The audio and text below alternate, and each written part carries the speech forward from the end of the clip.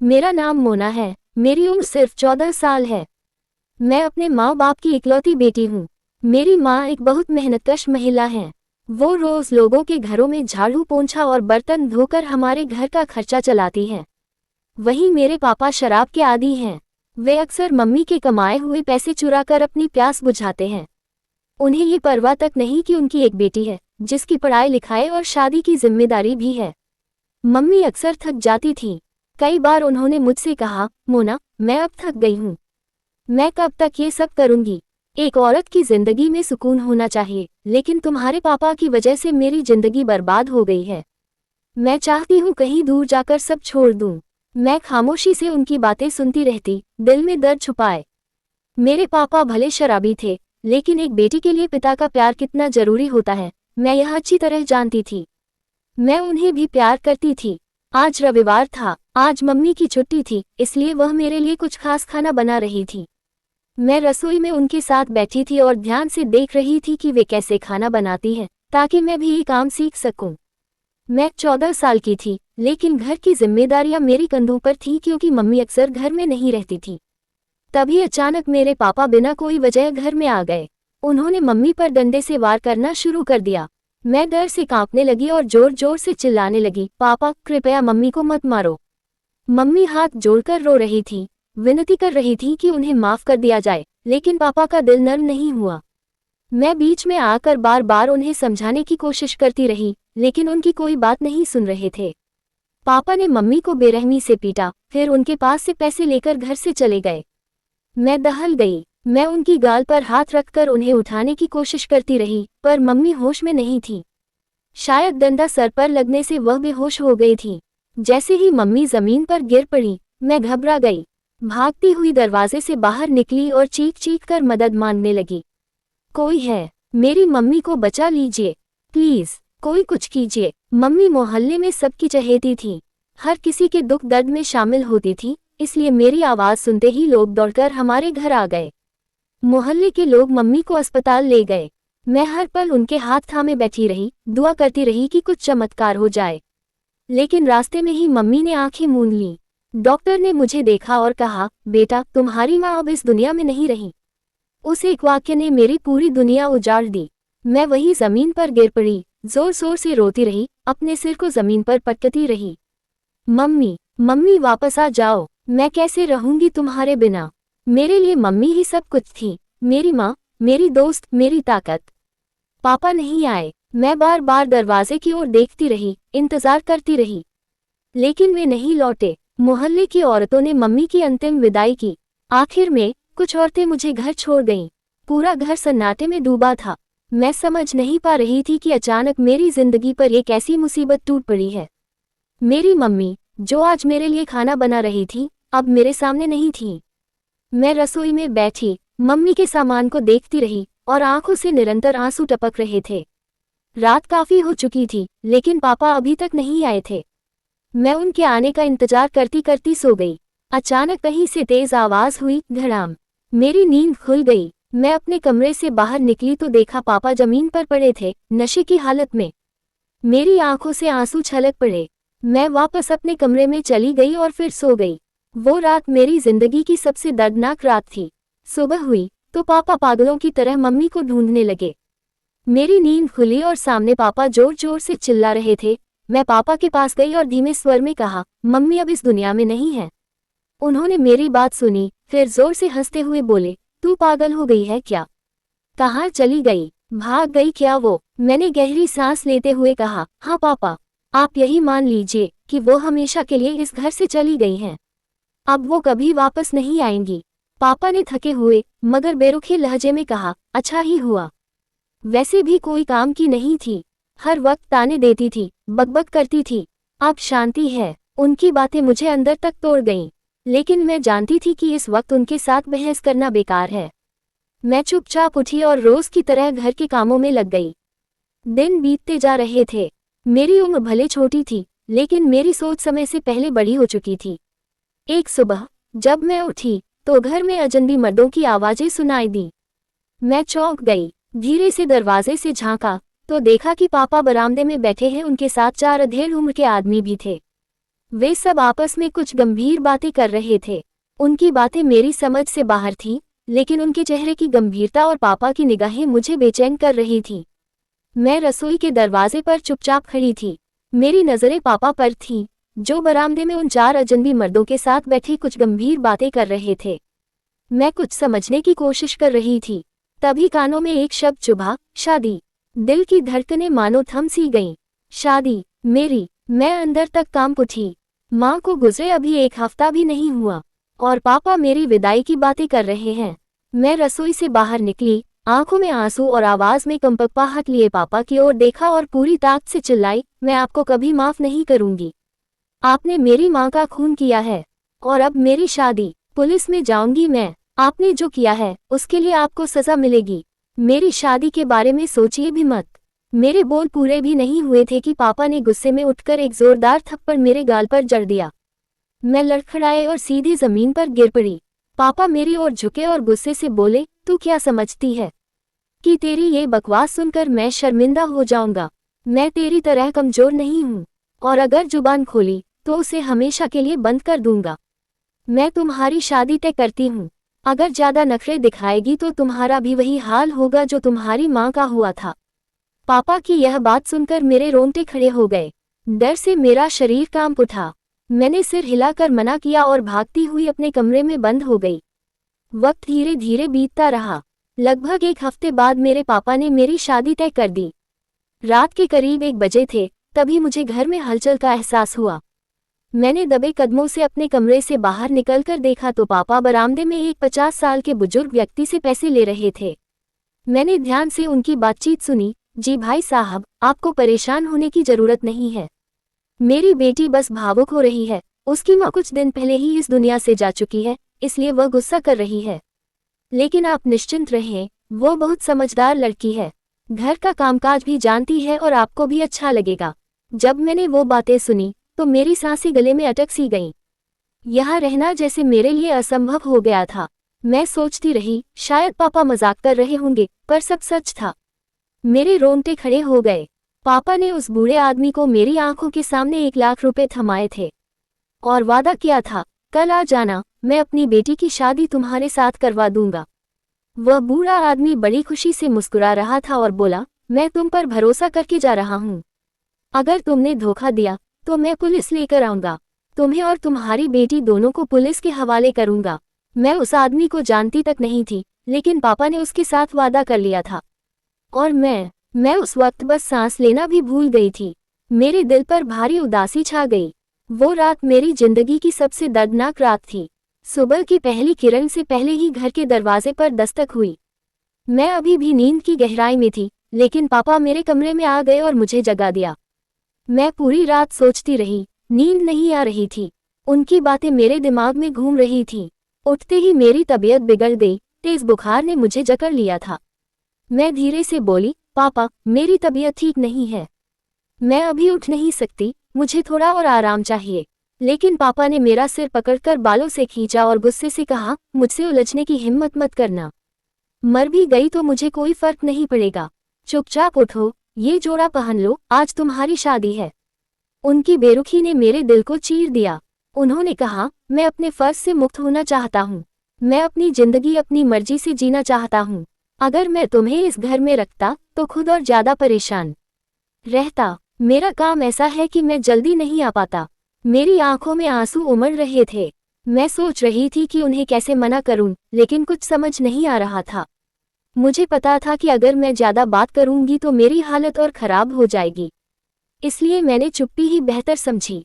मैंने वो जोड़ा उठाया और बाथरूम में जाकर धीरे धीरे कपड़े बदल लिए। बाहर आई तो देखा कि वह लोग पहले ही आ चुके थे। मैंने कमरे से झांक कर देखा तो मेरा दूल्हा भी शेरवानी में सजा हुआ था। मेरा दिल टूट गया। मेरे पापा, जो मेरे सबसे बड़े सहारे होने चाहिए थे, वो आज मेरे लिए एक सौदा कर चुके थे। मैंने कभी नहीं सोचा था कि वह इस हद तक गिर सकते हैं। कभी कभी ऐसा लगता था कि भले ही पापा मुझसे बुरा व्यवहार करते हों, लेकिन उनके दिल में मेरे लिए प्यार जरूर होगा। लेकिन अब मुझे समझ आया कि मैं गलत थी। आज उन्होंने मेरी जिंदगी का फैसला, मेरा भविष्य, एक सौदे की तरह कर दिया था। जो मोहब्बत मुझे अपने पापा से थी, वो धीरे धीरे खत्म होती जा रही थी। मैं अपने आप को संभाल नहीं पा रही थी। मन करता था कि मैं इस घर को छोड़कर कहीं दूर भाग जाऊं। कुछ ही लम्हों का खेल था कि मुझे 50 साल के उस बूढ़े आदमी के हवाले कर दिया गया। मैं बस रोती रही, मेरी आंखों से आंसू थमने का नाम नहीं ले रहे थे। मोहल्ले की कुछ औरतें मेरे पास बैठी थीं। शादी से पहले उन्होंने मुझे कुछ बातें समझाई थी, पर तब मैं उस दर्द को समझ भी नहीं पा रही थी जो अब मेरे सामने था। मेरे बाप ने मुझे उसी बूढ़े आदमी के साथ विदा कर दिया और मैं बस अपने घर की तरफ ताकती रही, जैसे वो मेरा आखिरी सहारा हो। लंबे सफर के बाद हम उसके घर पहुंचे। वहां मेरा स्वागत बड़े धूमधाम से किया गया था। ढोल नगाड़ों की थाप और आतिशबाजी की चमक के बीच मुझे लेकर आए थे। हम घर पहुंचे तो रात हो चुकी थी। मुझे मेरे पति के कमरे में ले जाया गया। जैसे ही अंदर गई, मैंने अपना घूंघट हटा लिया। मोहल्ले की मौसी ने मुझसे कहा था, जब पति आए तो घूंघट ओढ़ लेना, लेकिन वह अभी कमरे में नहीं थे, इसलिए मैंने घूंघट नहीं पहना। कमरे की खूबसूरती ने मुझे घायल कर दिया। कई फर्नीचर और सजावट थी जिनकी मैं कल्पना भी नहीं कर सकती थी। हमारे घर में तो सिर्फ एक छोटी सी अलमारी थी, जिसमें माँ, पापा और मेरे कपड़े रखे थे, और एक छोटा सा बैग। बरामदे में चारपाई थी और कमरे में एक पुरानी चादर बिछी हुई। लेकिन इस कमरे में अलमारी, फ्रिज, ड्रेसिंग टेबल और कई सुंदर चीजें थीं, जिन्हें देखकर मेरी आंखें खुली की खुली रह गईं।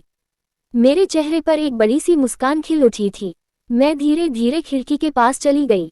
बचपन से मुझे खिड़कियां बहुत पसंद थीं। इस कमरे में एक बड़ी कांच की खिड़की थी, जिससे पूरा शहर नजर आ रहा था। मैं उस खूबसूरत नज़ारे को देख रही थी। मेरी मुस्कान और भी खिल गई थी। थोड़ी देर बाद अचानक मेरे कमरे का दरवाज़ा खुला। मेरी नज़र मेन दरवाजे की तरफ गई तो देखा मेरा पति अंदर आ रहा था। मैंने तुरंत अपने चेहरे पर घूंघट ओढ़ लिया। हालांकि मैं 14 साल की थी, लेकिन मेरी कदकाठी लगभग 5 फुट के करीब थी। मैं पीछे हट गई और खड़ी हो गई। मेरे शरीर में कपकपी दौड़ गई थी। मुझे नहीं पता था कि उनके सामने कैसे पेश आना है। बस मौसी की बातें कानों में गूंज रही थी, देखो बेटी, अब तुम्हारी शादी हो गई है। जब तुम ससुराल जाओगी तो जैसा तुम्हारा पति कहे वैसा ही करना। उसकी किसी भी बात को इनकार मत करना। अगर तुमने उसकी बात नहीं मानी तो भगवान भी तुम्हें माफ नहीं करेगा, और तुम्हारा पति भी गुस्सा करेगा, तुम्हें मारेगा भी। मैं डर गई। मैंने बोला, मौसी, मैं अपने पति की हर बात मानूंगी। जो वह कहेंगे मैं वैसा करूंगी। मगर तभी अचानक किसी ने मेरा कंधा छुआ। मैं डर से अपनी आंखें बंद कर ली और दोनों हाथ मुट्ठी में बंद कर लिए। मैं अभी कुछ समझ पाती, उससे पहले ही वह हाथ धीरे धीरे मेरी गर्दन की ओर बढ़ा। अचानक मेरे दूल्हे ने मुझे मजबूती से पकड़ लिया और अपने करीब खींच लिया। मेरे साथ ऐसा लग रहा था जैसे मेरी सांसें कहीं रुक जाएं। मैंने आंखें खोली और पीछे मुड़ने ही वाली थी कि उसके हाथों ने मुझे वापस रोक लिया। मैं कुछ बोलना चाहती थी, लेकिन उसने मेरे कान के पास आकर धीरे से कहा, कैसी हो लिटिल ब्यूटी। मेरे पास कुछ भी कहने को नहीं था। मेरा दिल जोर जोर से धड़क रहा था और मैं डर से कांप रही थी। उसकी बातों में एक अजीब सी ठिठकी सी थी। मैं समझ नहीं पा रही थी कि उसे क्या जवाब दूं। वह मेरी तरफ देखकर बोला, मैं तुम्हारे साथ कुछ गलत नहीं करूंगा, बस मेरे पास आओ, तुम्हें बहुत मजा आएगा। मेरे चेहरे पर घबराहट साफ झलक रही थी। मुझे कुछ समझ नहीं आ रहा था कि मैं क्या कहूं। अचानक उसने मुझे अपनी बाहों में दबोच लिया। मेरा पूरा शरीर कांप उठा। डर की ठंडी लहर दौड़ गई। मैं बहुत डर रही थी, शब्दों में अपना दर्द बयां नहीं कर पा रही थी। वह मुझे देखता रहा और बोला, तुम क्यों डर रही हो? मैं तुम्हारे साथ कुछ गलत नहीं करूंगा। तुम मेरे पास आओ, तुम्हें मजा आएगा। अब तुम मेरी पत्नी हो, ऐसे डरोगी तो कैसे होगा? मेरे चेहरे पर घबराहट साफ झलक रही थी। मैं अनजाने में हाथ जोड़कर विनती कर रही थी, मुझसे कुछ मत करो। लेकिन उसकी जकड़न ने मुझे और ज्यादा चोट पहुंचाई।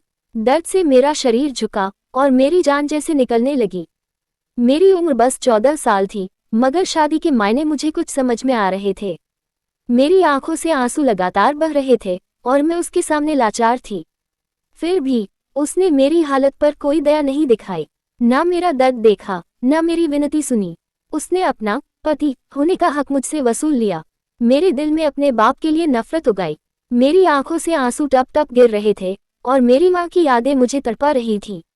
मैं खुदा से बस यही दुआ कर रही थी, ऐसा बाप किसी की जिंदगी में ना आए। सुबह होते ही वह आदमी मुझे कमरे में छोड़कर चला गया। मैं पूरी तरह निढाल और टूट चुकी थी। मुझे यकीन नहीं हो रहा था कि इस दुनिया में ऐसे लोग भी होते हैं। मैं केवल 14 साल की थी और उसका उम्र 50 के करीब थी, फिर भी उसने मुझ पर कोई दया नहीं दिखाई। दोपहर के वक्त अचानक वह कमरे में आया। मुझे देखते ही बोला, बाहर आओ, आज से तुम मेरे साथ एक्सरसाइज करोगी। ये तुम्हारे लिए बहुत ज़रूरी है। मैं मना करना चाहती थी, क्योंकि मेरी तबीयत ठीक नहीं थी। लेकिन उसने ज़बरदस्ती मुझे अपने साथ जिम ले गया। वहाँ उसने मुझे लगातार 3 घंटे तक एक्सरसाइज कराई। मैं समझ नहीं पा रही थी कि वह मेरे साथ ऐसा क्यों कर रहा है। समय धीरे धीरे बीतता गया। जैसे जैसे रात हुई, वह फिर से मेरे कमरे में आया। उसको देखकर मेरा दिल डूब गया। मुझे पता था कि अब मेरे साथ क्या होने वाला है। मैं उसके सामने हाथ जोड़कर रोते हुए बोली, मुझे पता है आप मेरे पास क्यों आए हैं, लेकिन भगवान के लिए आज मुझे छोड़ दीजिए। पर उसने मेरी एक भी बात नहीं सुनी। मेरे दर्द की परवाह न करते हुए उसने मनमानी शुरू कर दी। हमारी शादी को लगभग 1 महीना हो गया था, लेकिन वह अपने बर्ताव से बाज नहीं आया था। मुझे कई दिनों से अपने पेट में अजीब सी तकलीफ महसूस हो रही थी, पर मैंने किसी को कुछ नहीं बताया, क्योंकि मुझे डर था कि लोग मेरा मजाक उड़ाएंगे। पास में रहने वाली चाची ने मुझसे साफ कहा था, शादी के बाद खुद फोन मत करना। लेकिन मेरे पति मुझे रोज एक्सरसाइज कराने जिम ले जाते थे। मैं समझ नहीं पा रही थी कि ऐसा क्यों करते हैं। पूरा महीना गुजर गया और मैं लगातार जिम जाती रही, फिर भी मेरा पेट बढ़ता जा रहा था। हमारे घर में कई नौकर थे। मेरे पति, जो उस बूढ़े आदमी थे, बहुत अमीर थे। दौलत की कोई कमी नहीं थी। मैंने नौकरों से सुना था कि उसकी पहली पत्नी शादी के कुछ ही दिनों बाद दुनिया से चली गई थी। उसके बाद उसने शादी करने का कभी सोचा तक नहीं था, पर अचानक उसकी इतनी छोटी बच्ची के साथ शादी करने की इच्छा क्यों हुई, मुझे ये समझ नहीं आया। लगभग 1.5 महीने बाद मेरे पेट में इतनी तेज दर्द हुआ कि मैं रो पड़ गई। नौकरों ने मुझे अस्पताल ले जाना शुरू किया। रास्ते में ही उन्होंने मेरे पति को फोन किया। मुझे उम्मीद थी कि वह मेरी फिक्र करेगा, बेचैन होगा, शायद नौकरों को डांट भी देगा। लेकिन उसने कहा, बिना इजाजत मेरी पत्नी को घर से बाहर ले जाओ, उसे तुरंत घर वापस लेकर आओ। ये सुनकर मेरा पैर जमीन से ऊंचा हो गया। मुझे यकीन नहीं हो रहा था कि वह बूढ़ा आदमी इतना बेरहम भी हो सकता है। मैं रो रही थी, तड़प रही थी, मेरी आंखों से लगातार आंसू बह रहे थे, लेकिन उसे मेरी कोई परवाह नहीं थी। उसका बस एक डर था कि मैं घर से क्यों बाहर गई। उसने तुरंत नौकरों को आदेश दिया, इसे घर ले आओ, यहाँ उसका इलाज करेंगे। मुझे हैरानी हो रही थी कि वह न डॉक्टर था और न कोई वैद्य, फिर यह इलाज कैसे करेगा। पर मैंने ज्यादा सवाल करना उचित नहीं समझा और चुपचाप घर लौट आई। मेरे पेट का दर्द अब सहना मुश्किल हो गया था। सभी नौकर मुझे दुखी नजरों से देख रहे थे। उनकी आंखों में मेरी हालत को लेकर गहरा अफसोस था, और वह अफसोस तो होना ही था। मैं तो बहुत छोटी थी और इस दर्दनाक परिस्थिति से गुजर रही थी। कुछ देर बाद मेरे पति घर आए। मुझे देखकर उन्होंने कहा, तुम्हें ये सब समझना चाहिए, ये चीजें होती रहती हैं। तुमने सबको बेवजह परेशान किया। ये कहकर उन्होंने मुझे कमरे में जाने को कहा। मैं दर्द से तड़प रही थी, फिर भी अपने पेट को सहलाते हुए कमरे में चली गई। वह बूढ़ा आदमी मेरे पीछे पीछे आया। मन तो कर रहा था कि उसकी जान ले लूं, लेकिन मैं क्या कर सकती थी। उन्होंने अलमारी से एक दवा निकाली और जबरदस्ती मुझे पिला दी। उस दवा का स्वाद बहुत कड़वा था। मेरा दिल घबराने लगा। मुझे देखते हुए उन्होंने नर्म लहजे में कहा, अब तुम्हें परेशान होने की जरूरत नहीं है। मैं तुम्हारा इलाज कर चुका हूँ, जल्दी ठीक हो जाओगी और ये दर्द भी खत्म हो जाएगा। मैंने घबराहट में पूछा, मेरा पेट क्यों बढ़ रहा है, सब ठीक तो है न? उन्होंने मुझे देखकर कहा, हाँ सब ठीक है, तुम परेशान मत हो, अब आराम करो और लेट जाओ। पर मेरे दिल में शक था। ऐसा लग रहा था जैसे वह मेरे साथ कुछ गलत कर रहा हो, लेकिन मैं इससे अनजान थी। 2 दिन बाद वह फिर मेरे करीब आया। मैं तुरंत उससे दूर हट गई और कहा, मुझे आपके साथ अब नहीं रहना।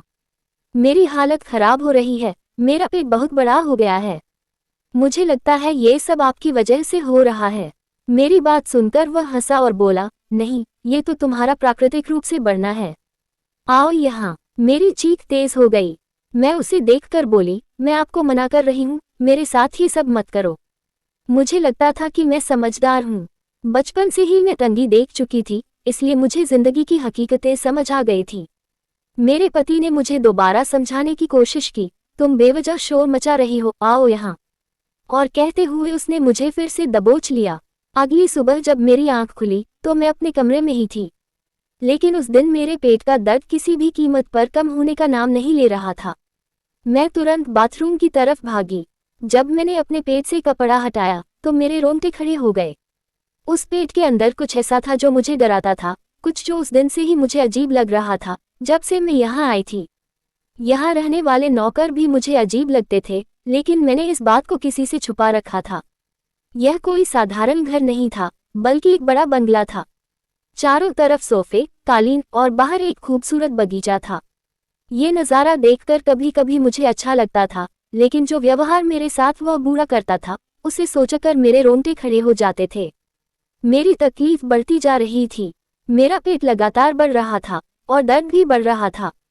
इतना दर्द कि मैं उसे सहन नहीं कर पाती थी और रो पड़ती थी। जिस दिन मैं डॉक्टर के पास जाने की कोशिश कर रही थी, आधे रास्ते से ही मेरे पति ने मुझे वापस घर भेज दिया और उसने मुझे एक अजीब सी दवा पिला दी। मैं पढ़ी लिखी नहीं थी, इसलिए दवा का नाम भी नहीं जानती थी, लेकिन वह दवा काले रंग की एक बोतल में थी। समय धीरे धीरे बीतता गया, लेकिन मेरा बढ़ता पेट और उलझन मुझे और भी ज्यादा परेशान करने लगी।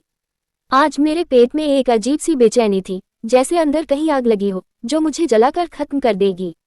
अचानक मैंने अपनी नाभि के पास कुछ अजीब महसूस किया। मैंने हाथ वहां रखा और बाथरूम की तरफ भागी। जब मैंने अपनी कमीज हटाई तो देखा कि नाभि से अजीब सा पानी निकल रहा था। मेरी सारी हिम्मत जवाब देने लगी। मुझे कुछ समझ नहीं आ रहा था कि यह क्या हो रहा है। मैं तुरंत बाहर निकली, बिना किसी को बताए ड्राइवर के साथ डॉक्टर के पास चली गई। हमारे घर के पास ही एक अस्पताल था जहां एक महिला डॉक्टर थी। एक बार मुझे बुखार हुआ था, तब मेरे पति मुझे उसी अस्पताल में लेकर गए थे, इसलिए मुझे वहां जाना आसान लगा। जैसे ही हम अस्पताल में पहुंचे, ड्राइवर ने कहा, हमें मालिक को बताना चाहिए, नहीं तो वह फिर से गुस्सा कर सकते हैं। पिछली बार भी उन्होंने मना किया था। मैंने उसे चुप कराया और अंदर चली गई। जब मैंने अपनी स्थिति डॉक्टर साहिबा को बताई तो वह मेरी हालत देखकर हैरान रह गईं। उन्होंने तुरंत खून के टेस्ट करवाए, जिसमें पता चला कि मेरे पेट में एक रसोली बन गई है। रात के समय मेरे पति मेरे सामने अक्सर बहुत क्रूर हो जाते थे। लाल मिर्च वाले तीखे खाने मुझे खिलाते थे, जिससे मेरा दर्द और बढ़ जाता था। जब मैं मना करती तो वह जबरदस्ती मेरे मुंह में डाल देते थे। मैं भी एक इंसान थी, कितनी देर तक ये सब सह सकती थी। मेरी चीखें निकलती थी, लेकिन कोई सुनने वाला नहीं था। सुबह उठने के बाद मेरी हालत और भी खराब हो जाती थी। मेरे पेट में दर्द इतना बढ़ चुका था कि उसे सहना मुश्किल था। खानों की वजह से मेरा पेट बढ़ रहा था, पर उस पेट के अंदर एक रसोली बन गई थी। मैं रोते हुए, खुद को पीटते हुए घर लौटी। रात को जब मेरे पति मेरे लिए वही खाना लेकर आए तो मैंने सारा खाना फेंक दिया। मैं किसी भी खाने को मुंह नहीं लगाना चाहती थी, क्योंकि इन्हीं खानों ने मेरी जिंदगी को तहस नहस कर दिया था। मेरे पति ने मुझे देखते हुए कहा, यह क्या बदतमीजी है, खाना क्यों फेंका? उनके गुस्से को देखकर मैं एक पल के लिए डर गई, लेकिन फिर मैंने डॉक्टर की बताई हर बात उन्हें बता दी। तब वे गुस्से में मेरी तरफ देखकर बोले, तुम किसकी इजाजत से अस्पताल गई थी? मैं अभी ड्राइवर से पूछता हूँ।